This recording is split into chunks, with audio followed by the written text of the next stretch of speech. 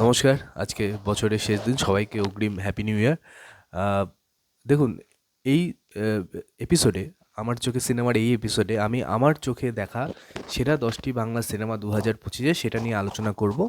তার আগে একটা আমি রিমাইন্ডার দিয়ে দিই যে এটা কিন্তু বক্স অফিসের বিচারে সেরা ১০টি সিনেমা নয়। এটা নিতান্তই আমার যে সিনেমাগুলো ভালো লেগেছে এবং যে সিনেমাগুলো আমি দেখেছি তার ভিত্তিতেই এই লিস্টটি করা। যেমন বক্স অফিসে এবার সবথেকে হয়তো লাভজনক সিনেমা 'ধূমকেতু'। 'ধূমকেতু' কিন্তু নেই এই লিস্টে। আমার ভালো লাগেনি সিনেমাটি, কিন্তু বক্স অফিসে একটা সাংঘাতিক রেজাল্ট দিয়েছে। তো সেটার সাথে এটা লিঙ্ক আপ নয়। এটা আমার কেমন লেগেছে সিনেমাগুলো সেই নিরিখে প্রথম ১০টি সিনেমা আমি লিস্ট করেছি। তো প্রথমে যেটি থাকবে সেটি হচ্ছে 'সত্যি বলে সত্যি কিছু নেই'। এটা 'টুয়েলভ অ্যাংরি ম্যান' এর অ্যাডাপ্টেশন। 'এক রুকা হুয়া ফ্যাসলাও' হয়েছিল, একটা হিন্দি সিনেমা, সেখান থেকেই নেওয়া হয়েছে। অর্থাৎ 'twelve angry man' is the source. Srijit Mukherjee এই সিনেমাটি অ্যাডাপ্ট করেছেন ঠিকই, কিন্তু এই সিনেমার চিত্রনাট্য এত সুন্দরভাবে রিপ্রেজেন্টেড, অভিনয় এত ভালো এবং যেভাবে সৃজিত মুখার্জির ড্রিম সিকোয়েন্স বা বিভিন্ন জায়গায় গিয়ে ডিসকাশন ইত্যাদি আনয়ন করেছেন সিনেমাটিকে অন্য লেভেলে নিয়ে গেছে। এবং 'সত্যি বলে সত্যি কিছু নেই' নিঃসন্দেহে ২০২৫-এর অন্যতম সেরা সিনেমা। তাই শুধু নয়, সৃজিত মুখার্জিরও ইদানিংকালের মধ্যে হয়তো সবথেকে ভালো কাজ। এরপরে যে সিনেমাটির কথা বলব সেটা হচ্ছে পরমব্রত চট্টোপাধ্যায়ের 'এই রাত তোমার আমার'। আ খুব সুন্দর স্ক্রিপ্ট, খুব সুন্দর পরিচালনা, খুব সুন্দর অভিনয়। অপর্ণা সেন এবং অঞ্জন দত্ত এই সিনেমায় যা অভিনয় করেছেন সেটা বাংলা সিনেমায় সম্পদ হয়ে থাকবে। এবং একটি রাতের ব্যবধানে একটা গোটা জীবন সম্পর্কের গল্পকে ধরা, তার বিভিন্ন শেডসকে নিয়ে আলোচনা করা, এটা সত্যিই অনবদ্য। তৃতীয় যে সিনেমাটি সেটা নিয়ে আমার এক্সপেকটেশন তেমন ছিল না, কিন্তু সিনেমাটি অন্য লেভেলের হয়েছে। সেটা হচ্ছে ইন্দ্রদীপ দাশগুপ্তর 'আইডির গৃহপ্রবেশ'। সিনেমাটি সত্যি খুব ভালো হয়েছে, যেমন অভিনয় তেমন স্ক্রিপ্ট। একজন পুত্রবধূ কী করে একটা পরিবারকে আগলে রেখেছেন, তো অন্য লেভেলে, এটা হৃদয়কে বিগলিত করবেই এবং সেই জন্য এই সিনেমাটিকে আমার পছন্দের লিস্টে রাখতেই হবে। ৪ নম্বর যে সিনেমাটি সেটা সত্যি আমি ভাবিনি যে আমার এতটা ভাল লাগবে। যেহেতু 'হেমলক সোসাইটির' সাথে এটার লিঙ্ক ছিল, সেজন্য আমি ভেবেছিলাম যে দেখব। কিন্তু সত্যি সিনেমাটি আমার অত্যন্ত ছিমছাম ভালো সিনেমা মনে হয়েছে। সেটা এগেইন সৃজিত মুখার্জির 'কিল বিল সোসাইটি'। 'কিল বিল সোসাইটি' সিনেমাটি আমার খুব ভালো লেগেছে। পূর্ণা আইচের চরিত্রে কৌশানী যে অভিনয়টি করেছেন সেটা এক কথায় অনবদ্য।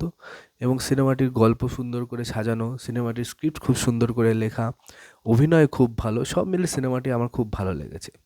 ৫ নম্বর যে সিনেমাটি আমার খুব ভালো লেগেছে সেটা হচ্ছে 'অঙ্ক কি কঠিন'। 'অঙ্ক কি কঠিন' এই সিনেমাটি সৌরভ পালোধি দ্বারা পরিচালিত।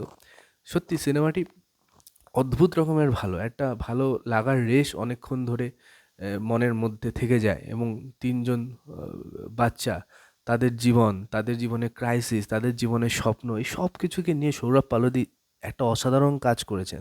খুব লো বাজেটের ছবি, কিন্তু রিটার্নের দিক থেকেও খুব ভালো। শুধু সেটা নয়, সিনেমার মানের দিক থেকেও আমার বেশ ভালো লেগেছে। এবার ৬ নম্বরে যে সিনেমাটি রয়েছে সেটা কিন্তু ব্যবসায়িকভাবেও খুব সফল। সেটা হচ্ছে 'দ্য একেন', বেনারসের বিভীষিকা। একেন বাবুর সিনেমা দেখতে আমার খুব ভালো লাগে। আমি একজন একেন ফ্যান। ওয়েব সিরিজও যখন আসে হইচইতে আমি মানে প্রায় লাফিয়ে গিয়ে দেখি আরকি। এতটাই ফ্যান আমি একেন বাবুর। বড় পর্দাতেও একই রকম ভালো। অনির্বাণ তো মানে একেন বাবুর চরিত্রটার সাথে অলমোস্ট সম্পৃক্ত হয়ে গেছে। বাপি, প্রমোদ, এদেরকে নিয়ে তার যাত্রা ভালোই চলছে। জয়দীপ মুখার্জি সম্ভবত পরিচালনা করেছিলেন। খুব সুন্দর সিনেমা। এবং শাশ্বত চ্যাটার্জি ভিলেনের চরিত্রে, তিনিও তো অনবদ্য। সব মিলে বেনারসের এসেন্স পাওয়া যায় এবং ক্লাইম্যাক্সটিও খুব সুন্দরভাবে শ্যুট করা হয়েছিল। আমার খুব ভালো লেগেছে 'দ্য একেন'। 'দ্য একেন' সিনেমাটি আমার অবশ্যই পছন্দের তালিকায় প্রথম ৬ নম্বরে থাকবে। এই যে আমি নাম্বারগুলো বলছি এটা কিন্তু আমার মানে ভালোবাসার অর্ডারে না, বা আমার কেমন ভালো লেগেছে তার অর্ডারে না। অনেকটা রিলিজের অর্ডারে আমি অর্ডারটা সাজিয়েছি। এদের মধ্যে ১ কে, ২ কে, ৩ কে সেই আলোচনায় যাচ্ছি না। সেই আলোচনা করার কোনো মানে হয় না।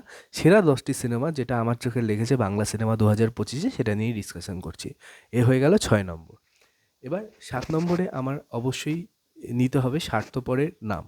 'স্বার্থপর' সিনেমাটি সম্ভবত পরিচালক আ অন্নপূর্ণা বসু, যদি ভুল হয় মাফ করবেন।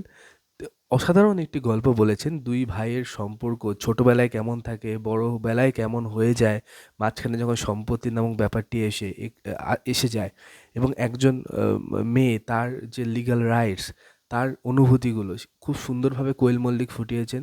এবং কৌশিক সেন তো খুব ভালো অভিনেতাই, সেটা নিয়ে তো আর বলার কোনো প্রয়োজন নেই আলাদা করে। তো সব মিলে সিনেমাটির অভিনয় যেমন, কনসেপ্টও খুব আধুনিক এবং সমসাময়িক, প্রাসঙ্গিক এবং সিনেমার ট্রিটমেন্টও খুব ভালো। তো স্বার্থপর সিনেমাটিকে আমাকে রাখতে হবে। তারপর আমি রাখবো Joybrato the academy of fine arts. এটা নিয়ে তো অনেক জলঘোলা হলো, কিন্তু সিনেমাটি খুব ভালো হয়েছে, খুব সুন্দর করে স্ক্রিপ্টেড, সব মিলে খুব ভালো লাগে এই সিনেমাটি দেখতে। একটা গতি রয়েছে সিনেমায় এবং এই সিনেমাটি আমার খুব ভালো লেগেছে। ৯ নম্বর যে সিনেমাটি আমার খুব ভালো লেগেছে সেটা হচ্ছে দেবী চৌধুরানী। দেবী চৌধুরানী এই সিনেমাটি শুভজিৎ মিত্র তিনি ডিরেক্ট করেছেন এবং খুব ভালো একটি সিনেমা। বঙ্কিমচন্দ্রের দেবী চৌধুরানী ওই আদলেই তৈরি হয়েছে অবশ্যই সিনেমাটি, নাম থেকেই স্পষ্ট। কিন্তু সিনেমাটিকে যেভাবে ট্রিট করা হয়েছে, শ্রাবন্তী, প্রসেনজিৎ, এদের যে অভিনয়, সত্যি সিনেমাটিকে অন্য লেভেলে এলিভেট করেছে। তো সিনেমাটি সব মিলে আমার খুব সুন্দর লেগেছে দেবী চৌধুরানী। এবং সিনেমাটি বক্স অফিসে হয়তো প্রথম সারিতে থাকবে না 2025-এ বক্স অফিসের নিরিখে, কিন্তু সিনেমা হিসেবে কিন্তু এটা খুব ভালো, এটা থেকে যাবে। গানগুলোও খুব সুন্দর। এবং 10 নম্বরে আমি রাখবো পুতুল নাচের ইতিকথা, সুমন মুখোপাধ্যায়ের সিনেমা। গোটা সিনেমা একটা আলাদা মাদকতা রয়েছে, মানিক গঙ্গোপাধ্যায়ের গল্প থেকে নেওয়া, উৎস সেটাই, কিন্তু সুমন মুখোপাধ্যায় তার মতো করে কিছুটা ট্রিট করেছেন এবং তিনি খুব আন্তর্জাতিক মানের পরিচালক বলেই আমার মনে হয় এবং সিনেমাটি খুব সুন্দরভাবে তিনি নিয়ে গিয়েছেন এবং আমার এই সিনেমাটি খুব ভালো লেগেছে। তো এই 10টি সিনেমা আমার 2025-এ খুব ভালো লেগেছে। এর মধ্যে একটি সিনেমার নাম হয়তো আমি নিইনি, সেটা হচ্ছে ডিপ ফ্রিজ। সেই সিনেমাটি আমার দেখা হয়নি, কিন্তু যারা দেখেছেন বন্ধু-বান্ধব তারা সবাই বলছে সিনেমাটি অসাধারণ। সুতরাং দেখলে হয়তো ডিপ ফ্রিজকেও এই তালিকায় রাখতাম, তবে সেক্ষেত্রে কোন নামটি বাদ যেত সেটা দেখতে হতো। তো এই 10টি সিনেমা ওভারঅল আমার খুব ভালো লেগেছে। আর আমি যে সিনেমাগুলো থেকে এক্সপেক্ট করেছিলাম অনেক বেশি, কিন্তু সেই সিনেমাগুলোকে আনফরচুনেটলি এই লিস্টে রাখতে পারছি না। তার মধ্যে প্রথমেই থাকবে লৌহ গৌরাঙ্গের নাম রে। যদিও লৌহ গৌরাঙ্গের নাম রে এই সিনেমাটি নিয়ে আমি সমালোচনাই করেছি আমার রিভিউতে, দেখে নেবেন। কিন্তু আমি আরেকটা এপিসোড এটা নিয়ে বানাবো, লৌহ গৌরাঙ্গের নাম রে রিভিজিটেড এই নাম দিয়ে, কারণ সিনেমাটার একটা অন্য আঙ্গিকও কিন্তু দ্বিতীয়বার আমার চোখে ধরা পড়েছে দেখতে গিয়ে। তো সেটি এখানে থাকবে, সেটি দেখবেন সেই এপিসোডটি। তো লৌহ গৌরাঙ্গের নাম রে এই তালিকায় থাকছে না, যতটা প্রত্যাশা ছিল সেটা ছুঁতে পারেনি, সেই জন্য এটা থাকছে না। আমি অনেকটা বেশি আশা করেছিলাম রঘু ডাকাত থেকে, রক্তবীজ 2 থেকে, এই দুটো সিনেমাও কিন্তু থাকছে না এই লিস্টে। কারণ এই সিনেমা আমার মতে, এই দুটো সিনেমা নিজেদের প্রত্যাশা পূরণ করতে পারেননি। তো এই ছিল আমার সেরা 10টি সিনেমা 2025-এর। আপনাদের সেরা 10টি সিনেমা কি সেটা কমেন্ট বক্সে লিখে অবশ্যই জানাবেন। আর এই চ্যানেলটি প্লিজ সাবস্ক্রাইব করবেন। ধন্যবাদ, ভালো থাকবেন, নমস্কার।